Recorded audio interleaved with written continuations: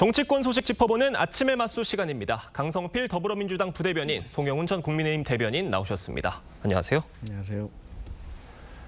인사청문회 슈퍼위크 나흘째인 오늘은 기획재정부를 비롯해 3명의 장관 후보자에 대한 인사청문회가 예정돼 있습니다. 어제는 논문 표절 등 각종 의혹이 제기된 이진숙 교육부 장관 후보자의 청문회가 진행이 됐는데 이 후보자는 논문 관련 의혹에 대해 부인하는 태도로 일관했습니다. 모습 먼저 보겠습니다. 이진숙 후보자님은 52%, 56%. 이거 해도 너무한 거 아닙니까? 카피킬러는요, 돌려서 그냥 나오는 거를 신뢰할 수 없습니다. 역효과를 초래하고 오타까지 갔다. 이거는 명백한 잘못이고요. 오타는 제가 챙겼어야 되고 꼼꼼히 체크했어야 되는데 수주해서 연구 책임자로 수행했던 연구들입니다. 그러니까 제1저자가 되는 것은 너무나도 당연한 일이었고요. 이 후보자가 자신에게 제기된 각종 의혹에 대해 시종일관 부인하는 태도로 일관을 했습니다. 다 오타의 경우에는 단순 실수다, 표절 검사 프로그램은 믿을 수가 없다. 그리고 논문 가로채기 의혹, 이 부분은 이공계 관행을 잘 모르고 하는 얘기다. 이렇게 해명을 했어요. 어떻게 들으셨습니까? 전국의 이공계 학자들이 들으면서 굉장히 분노했을 것 같습니다. 예. 이공계라고 무슨 느슨한 연구 윤리가 따로 있는 것은 아니지 않겠습니까? 예. 지금도 밤을 새워가면서 본인의 손으로 논문을 쓰고 계시는 분들 굉장히 수치스럽다고 느끼셨을 것 같아요. 그리고 이 카피킬러라고 하는 그 논문 표절 검증 프로그램을 문제 삼는 얘기도 대한민국 학계 전체를 바보로 여기고 하는 말이다. 이런 비판을 피할 수 없습니다. 널리 쓰이고 있는 프로그램일 뿐더러 예. 본인이 어떤 다른 기준을 넣어서 표절률이 훨씬 더 낮게 나왔다라고 하면은 어떤 조건으로 돌렸는지, 그렇게 해서 어떤 값이 나왔는지를 이진숙 후보자 본인이 구체적으로 공개를 해야 되는 겁니다. 그리고 국민검증단이라고 하는 그 범학계 검증단에서 보수도 아니고 진보도 아닌 단체가 편향된 조건을 넣어서 검증했을 리는 없지 않겠습니까? 예. 더군다나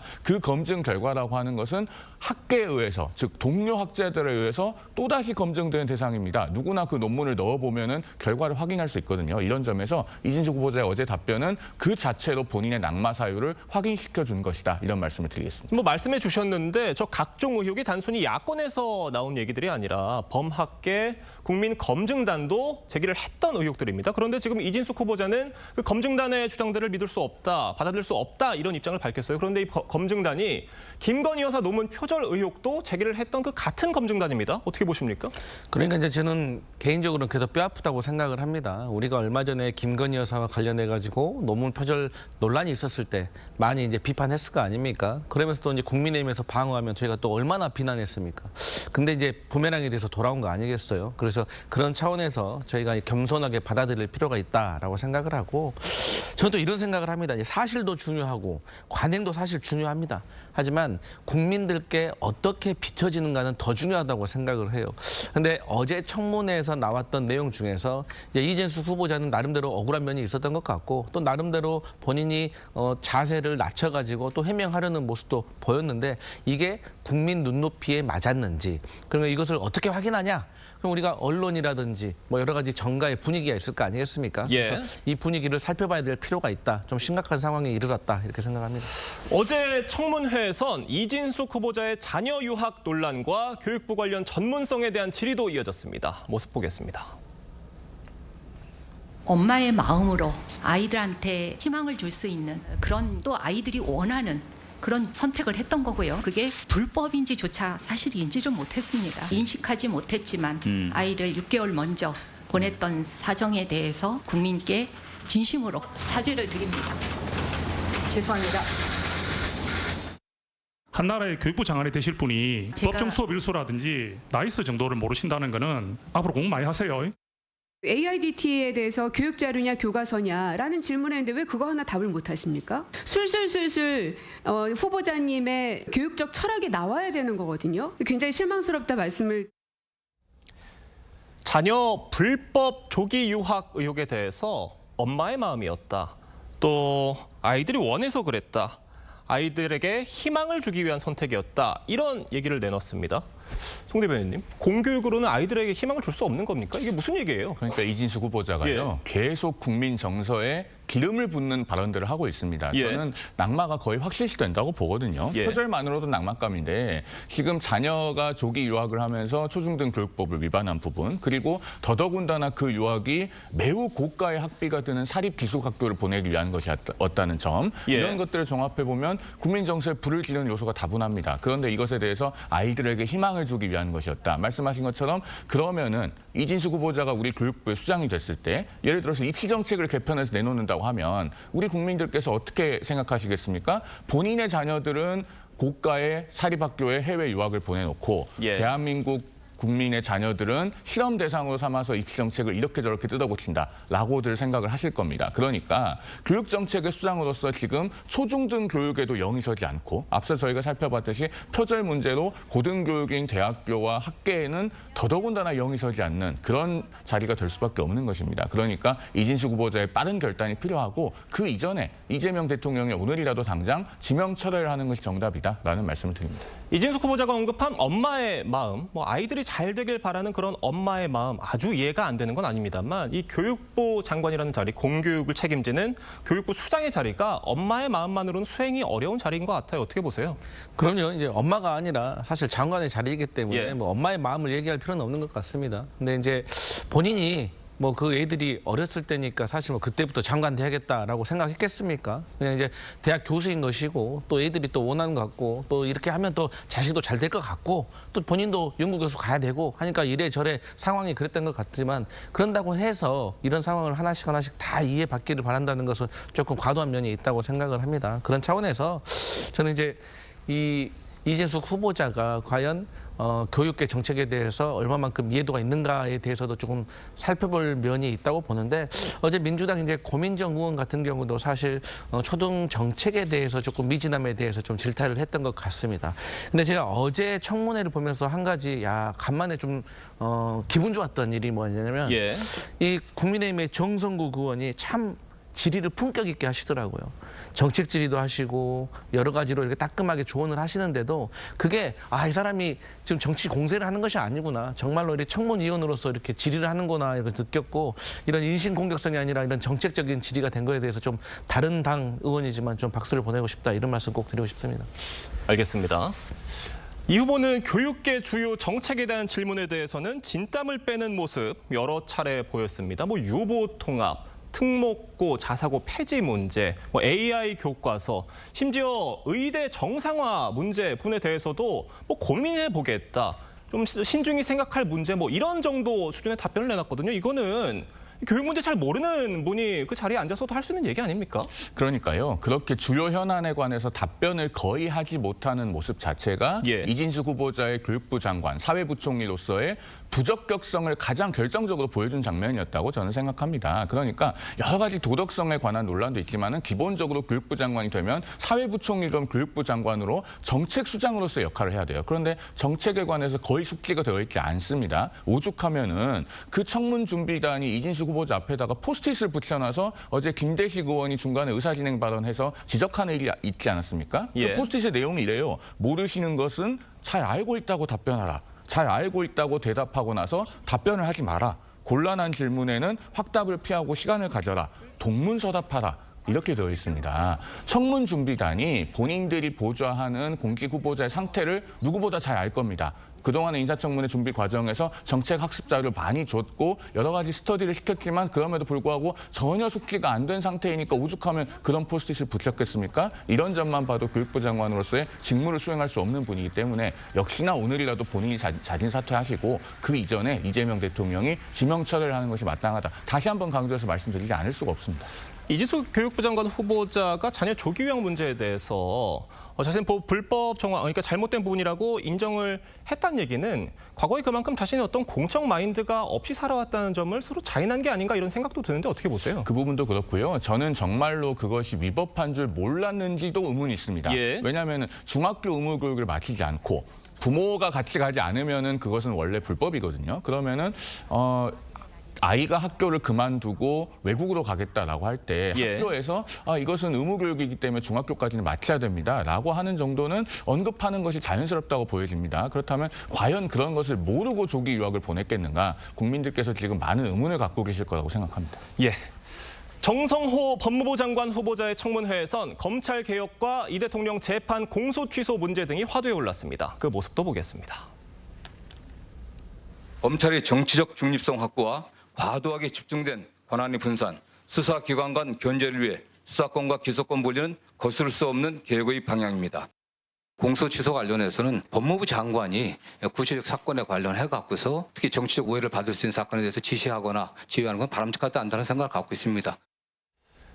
이 정 후보자가 지난달 한 강연에서 했던 얘기인데 주권자인 국민께서 대통령이 재판받는 사실을 알고 선택을 한 거다. 공소 취소가 되는 게 맞다. 이렇게 얘기를 했는데 입장이 바뀐 거예요. 이 입장이 바뀐 부분에 대해서 당시 했던 발언은 내가 후보자 지명되기 전이었다. 이렇게 얘기를 했습니다. 어떻게 받아들여야 되겠습니까? 그러니까 저는 입장이 바뀌었다는 표현보다는 예. 이제 서 있는 곳이 바뀌었기 때문에 바라보는 곳이 달라졌다라고 저는 생각을 합니다.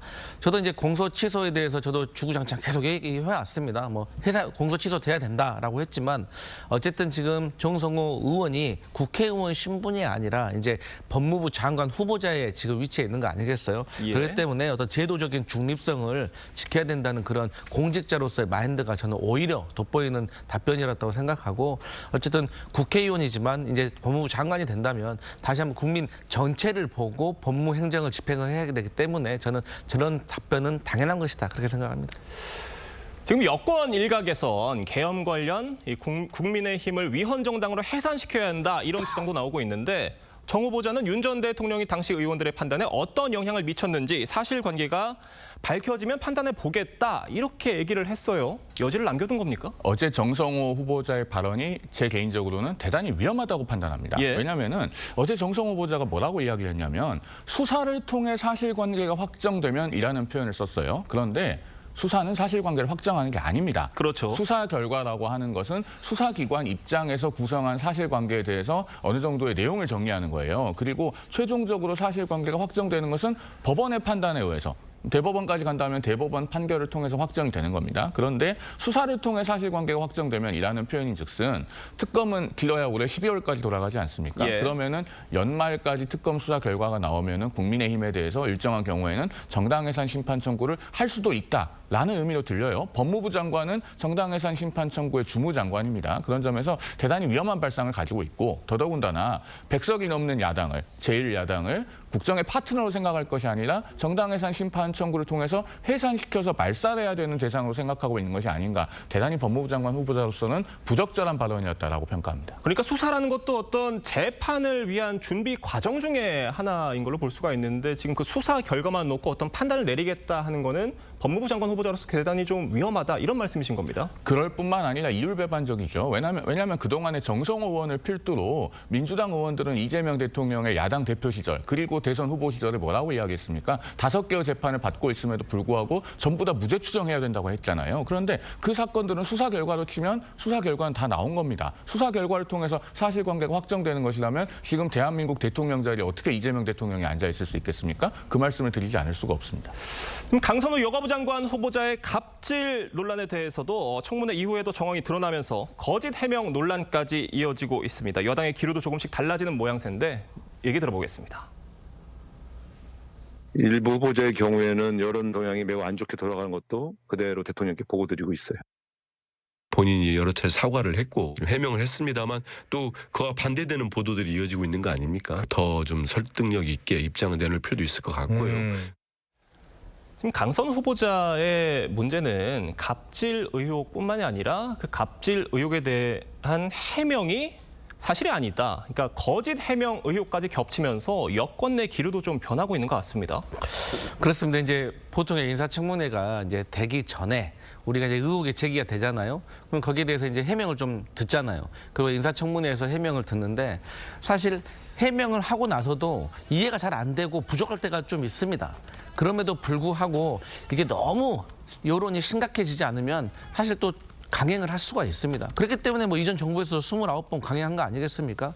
그런데 문제는 추가 의혹이 나온다거나 아니면 추가적인 해명이 이게 제대로 해명이 안 된 예. 쉽게 말해서 이제 거짓 해명으로 국민들이 받아들인다고 하면 이것은 내용을 떠나서 결과적인 정부 전체 이미지로 이게 번질 수가 있는 것이기 때문에 심각한 문제거든요. 그래서 제가 이제 자주 말씀드리지만 제가 국민의힘에게도 방송 중에 이런 얘기 말씀 많이 드렸어요.